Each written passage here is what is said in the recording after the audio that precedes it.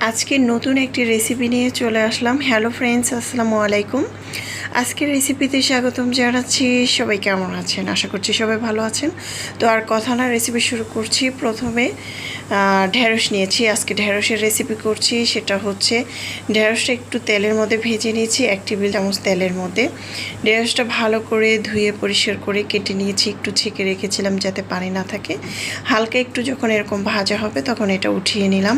তারপর ওই পেনটার মধ্যে দিয়ে দিলাম আরও 2 টেবিল চামচ তেল, দিয়ে তারপরে তেলটা গরম করে পেঁয়াজ কুচি, কাঁচামরিচ কুচি, একটি তেজপাতা, আদা বাটা, রসুন বাটা 1/2 চামচ করে দিতে পারেন, না চাইলে স্কিপ করতে পারেন। দিয়ে দিলাম হলুদ গুঁড়া, মরিচের গুঁড়া, ধনিয়ার গুঁড়া, জিরার গুঁড়া 1/2 চামচ করে, পরিমাণ মতো লবণ।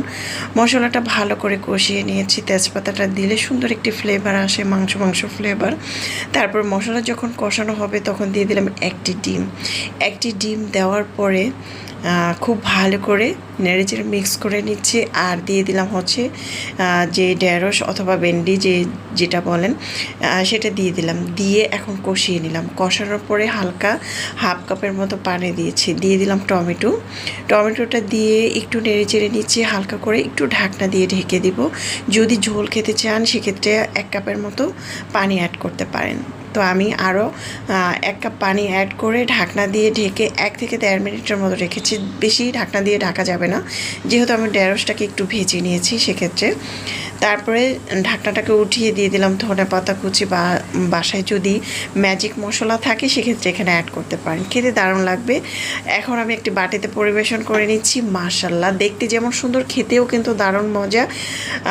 সত্যি এই অজানা একটা রেসিপি আমি নিজের মন থেকে তৈরি করেছি, খেতে এত বেশি মজা হয়েছে।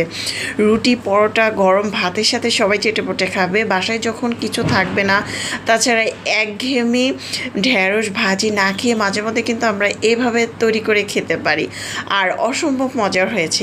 যদি রেসিপি ভালো লাগে অবশ্যই চ্যানেল সাবস্ক্রাইব করে লাইক দিয়ে পাশে থাকবেন। আল্লাহ হাফেজ।